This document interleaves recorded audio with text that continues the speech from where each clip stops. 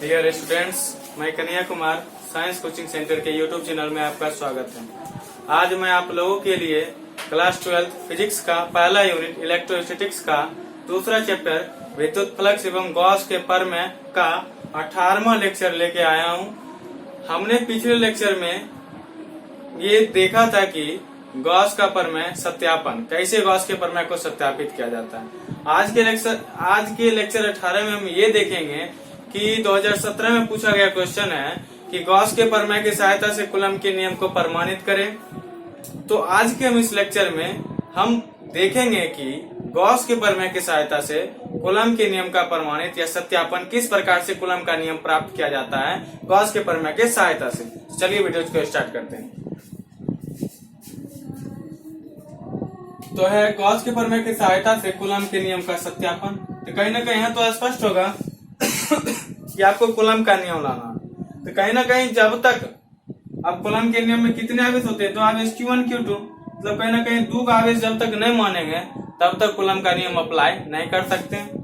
तो मानते हैं कोई दो बिंदु आवेश Q1 है, क्या मान लेते Q2, परस्पर कितने दूरी पर है, R दूरी पर स्थित।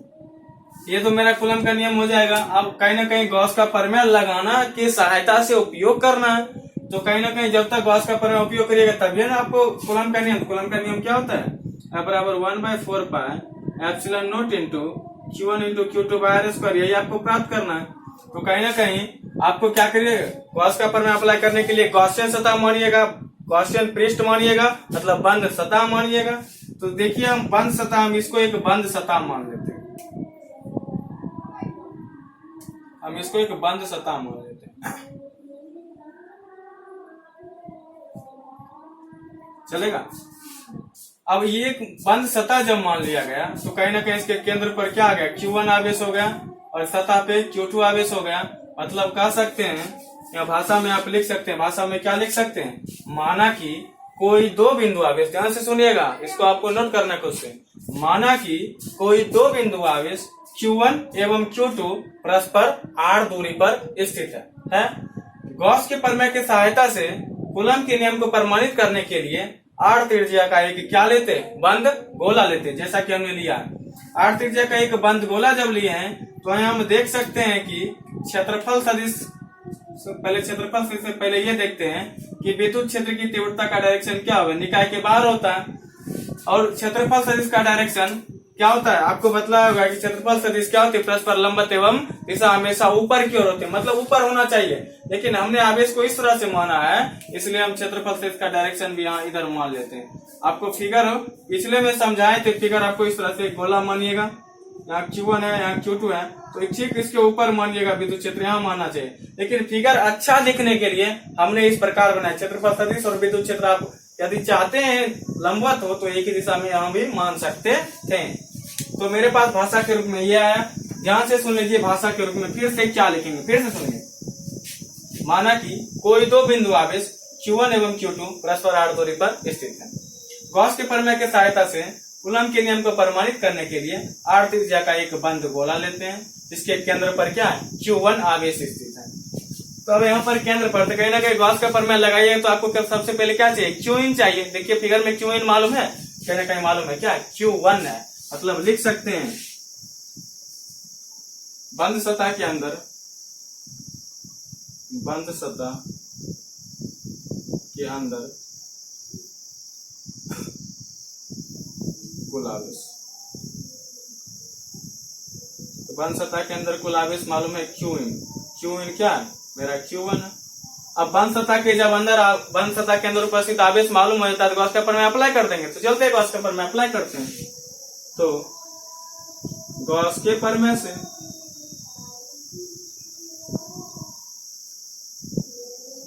गॉस का प्रमेय क्या है, फाई कुल बराबर Qin बाय एप्सिलॉन नॉट, क्या है ना। तो मेरे लिए क्या हो जाएगा, फाई कुल बराबर फाई बराबर Qin। तो Qin मतलब बंद सतह के अंदर, तो बंद सतह के अंदर आवेश क्या है, Q1 बटे एप्सिलॉन नॉट। इसको मान लेते हैं इक्वेशन फर्स्ट। अब कहीं ना कहीं आपको बल निकालना है, तो यहाँ विद्युत क्षेत्र है, तो कहीं ना अगेन चलते हैं विद्युत फ्लक्स की परिभाषा से विद्युत क्षेत्र आ सकता है, डॉट ds। तो चलते हैं फ्लक्स की सहायता से विद्युत क्षेत्र पहले निकाल लेते हैं। अगेन विद्युत फ्लक्स की परिभाषा से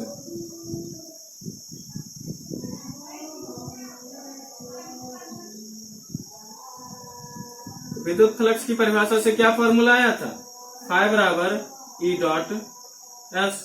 अब डॉट हटाइएगा, डॉट प्रोडक्ट हटाइएगा तो क्या होगा, A B cos theta, mainly phi बराबर A into S into cos theta. जहाँ थीटा क्या अप्लाई करना है, जब दोनों ये दोनों परस्पर एक ही दिशा में तो थीटा इक्वल टू 0 डिग्री मतलब कॉस 0, तो फाई बराबर A into S into cos 0। अब कॉस 0 का मान कितना होता है, कॉस 0 का मान 1 होता है, तो मेनली फाई बराबर ए इंटू कॉस इंटू 1, तो फाई बराबर ए इंटू एस। अब एस में रखा है, एस मतलब सतह का क्षेत्रफल, सतह हमने क्या माना है, गोला माना है, तो क्या मानिएगा, गोला का क्षेत्रफल। तो गोला का क्षेत्रफल क्या होता है, 4 पाई आर स्क्वायर। कहीं ना कहीं आप देखिए इक्वेशन फर्स्ट में फाई का मान है, फाई का मान है, तो इक्वेशन फर्स्ट से फाई का मान रख सकते हैं, तो कहीं ना कहीं रख सकते हैं इक्वेशन फर्स्ट से, समीकरण फर्स्ट से चलते हैं। समीकरण फर्स्ट में देखिए फाई का मान क्या है, Q1 by epsilon not, phi के स्थान पे लिख सकते हैं Q1 बाय एप्सिलॉन नॉट बराबर क्या हो जाएगा, ए इंटू 4 पाई आर स्क्वायर। कहीं ना कहीं देखिए 4 पाई आर स्क्वायर गुना में हमको विद्युत क्षेत्र चाहिए, तीव्रता चाहिए, 4 पाई आर स्क्वायर गुना में इधर आएगा तो क्या हो जाएगा, भाग में, मतलब Q1 बटे एप्सिलॉन नॉट गुना 4 पाई आर स्क्वायर। इधर क्या बच गया, ये बच गया, यही तो हमको निकालना था। तो अगेन देखिए क्या करेंगे, इसको आप लिख सकते हैं, इसको लिख सकते हैं 1 बटे 4 पाई, यहां से एप्सिलॉन नॉट एक साथ लिख लेते हैं, मतलब 4 पाई एप्सिलॉन नॉट एक साथ लिख सकते हैं इंटू क्या, Q1 बटे आर स्क्वायर। कहीं कोई दिक्कत नहीं, हमने 4 पाई एप्सिलॉन नॉट को एक साथ लिखा, आर स्क्वायर Q1। ऐसे देखिए विद्युत क्षेत्र की तीव्रता निकल गया, इसको मान लेते हैं इक्वेशन सेकेंड।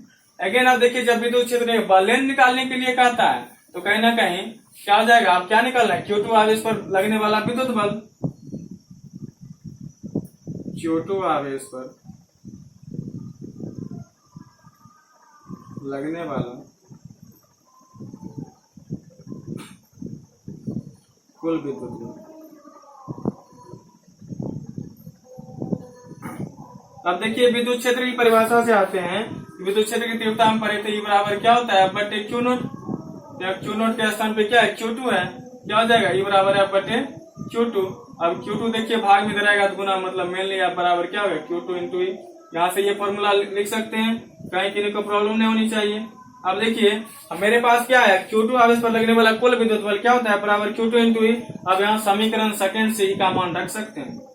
अब कुछ जब ई का मान रख देंगे वही तो मेरा कहीं ना कहीं बल आएगा, Q2 इंटू, अब ई का मान का था, ई का मान क्या है, 1 बटे 4 पाई एप्सिलॉन नॉट इंटू Q1 बटे आर स्क्वायर। मेनली आप क्या लिख सकते हैं, 1 बटे 4 पाई epsilon not Q1 Guna Q2 बटे आर स्क्वायर।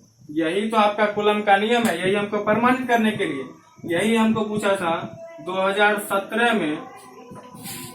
ये क्वेश्चन 2017 के 5 नंबर में पूछा गया, 5 मार्क्स में क्वेश्चन है, तो इसको अच्छी तरह से नोट कर लिया जाए। इसके बाद हम ये देखते हैं, यहाँ से एक 2 नंबर में प्रश्न पूछता है। प्रश्न आपसे ये पूछेगा कि स्थिर वैद्युतिकी में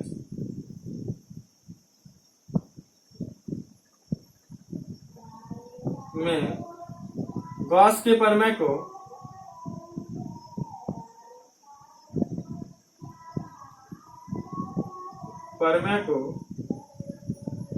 स्थिर वैद्युतिकी का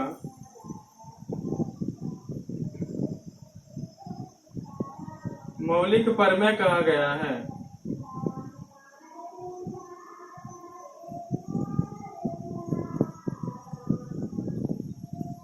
कारण क्या है, कारण में याद रखिए, क्योंकि हम जानते हैं, अभी तुरंत देखें कि गॉस के प्रमेय की सहायता से क्या कर सकते हैं, कूलम के नियम को प्राप्त कर सकते हैं, जबकि कूलम के नियम की सहायता से उल्टा गॉस का प्रमेय प्राप्त नहीं कर सकते।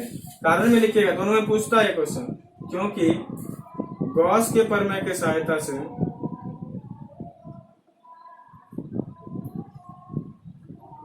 से कूलम्ब के नियम को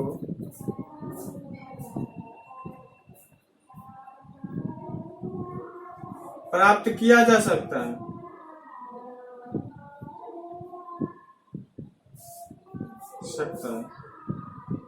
लेकिन कूलम्ब के नियम की सहायता से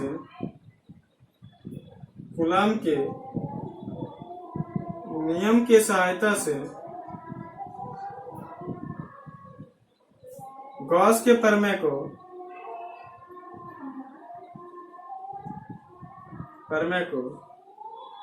प्राप्त नहीं किया जा सकता।